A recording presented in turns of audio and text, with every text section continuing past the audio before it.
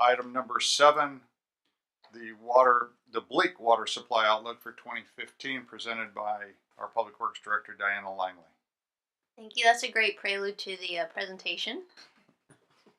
So this is just an informational item regarding our water supply outlook for 2015.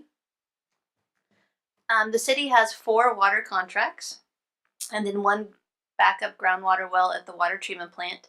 What this table shows is our contract allotment, which is 32,848 acre feet, the amount of water used per each contract in 2014, which totaled 15,391 acre feet, and then the projected 2015 allotment.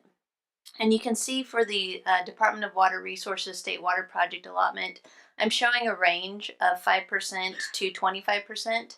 In January, we received a letter from DWR indicating that our 2015 allotment would be 25%.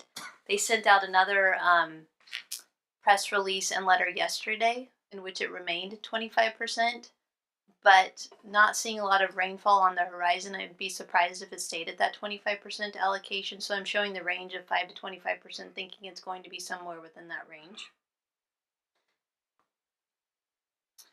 What this next graph shows is based upon a 25% DWR water allocation, you can see that our projected water supply for 2015 is 15,770 acre feet, very close to the water used in 2014, which was 15,391 acre feet. What's important in 2014 is we put mandatory irrigation measures in effect that started in September. So after that, we started to see a greater decline in the use of water. What I'm recommending is that those mandatory irrigation measures stay in effect this year, so we'd have a head start on that decrease going into the summer. So I would project that our 2015 water use should be less than our 2014 water use. This next graph shows the water supply based upon a 5% DWR allocation. What you can see from this is that we are significantly less than the amount of water used in 2014. And if we were to project, assuming that the mandatory irrigation measures were in effect for an entire year, our projection would be that we would be approximately 14,850 acre feet for 2015. So if our allocation comes in at 5% for DWR, we're going to have to increase our efforts in terms of water conservation and reduction in water use. The conservation update, 2014 is really when we started making an active effort for water conservation. We implemented a water rebate program for high efficiency toilets, smart irrigation timers, and pre-rinse spray nozzles. To date, we've had just over 20 applications for the high efficiency toilets and 2 for smart irrigation timers. We implemented the Water Smart program, which is sending out home water reports to about 5,500, half of our residential water customers. That gives them kind of a score on how they're doing on their water use. We have water audits, which are complimentary. You can just call the water treatment plant and we'll send a staff member out to audit your home or business. We assisted with adjusting sprinkler timers. We sent out leak detection and notification letters. We have conservation kits available. We also modified the Yuba City app to allow reporting of water wasters. And then also we implemented the emergency water restrictions in September of last year. And through that, to date, we've issued 1,160 violations for water violations. So just a reminder of the emergency water restrictions currently in effect. So we're asking residents and property owners to avoid using water to clean sidewalks, driveways, parking lots, and other hardscapes. Turn off fountains and other decorative water features unless recycled or gray water is available. Do not use a hose to wash a motor vehicle unless the hose is fitted with a shutoff nozzle. And limit your outdoor watering of lawns to no more than 2 days per week, with even-numbered addresses watering on Wednesdays and Saturdays, and not odd-numbered addresses watering on Thursdays and Sundays. And then a quick reminder of our enforcement measures.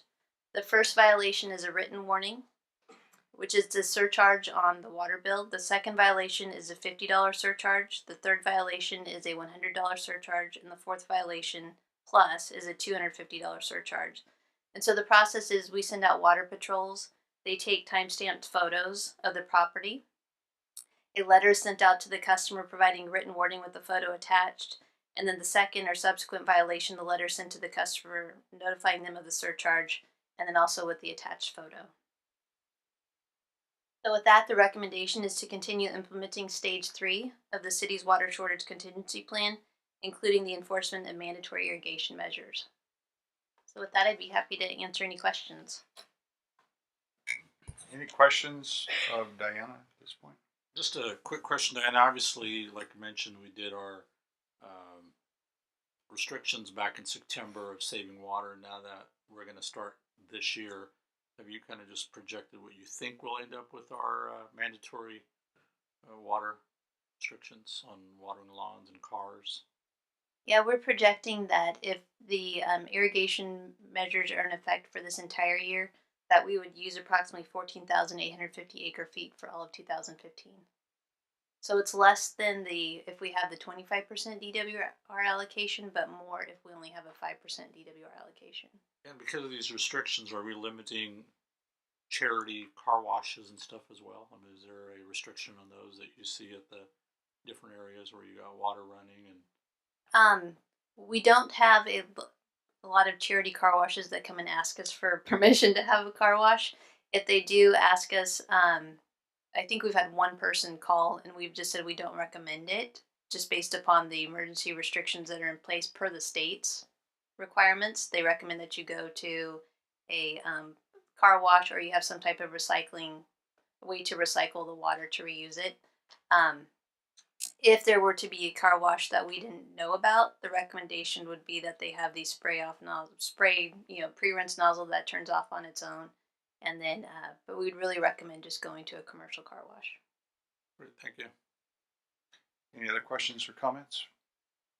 Mr. Mayor, if I could ask just Diana to touch upon the banked water that the city has, which is not necessarily a concern for the upcoming year, but will be a concern for future years. And I think that's important to touch upon. Thank you. Sure. So for 2014 and 2015, we're relying on DWR banked water. So banked water is water that we have just said in previous years, we're not going to use our full allocation or the allocation that DWR provided to us. And so we asked them to store the water for us for use in subsequent years when we need it. And so we were able to do that in previous years. We had just over 6,000 acre feet that we were able to store. And so we used 4,141 acre feet of that carryover water in 2014. And we're projecting to use the remainder in 2015. So as we go into 2016, if the drought continues, where we no longer have that carryover water, and if we have reduced allocations through our contracts, 2016 is going to be a difficult year. We do have options available to us. We're looking at aquifer storage recovery at the water treatment plant. We're looking at the option of perhaps an additional groundwater well at the water treatment plant. We're also talking to other water suppliers in regards to purchasing additional water through their contracts. And then through DWR, we have the dry year water purchase program, which we did utilize last year. The cost of that is significantly higher than our normal rates when we purchase water. So with that, there's an increased cost. But part of the rate study that Public Works is currently working on, and we'll be presenting to council later this summer, is we'll be proposing water shortage rates to then try to capture those additional costs associated with having to purchase that higher cost water. So that would be structured in just in tiers of usage? Yes. Anyone else? No more questions? All right. Thank you very much. And that'll be a note in file.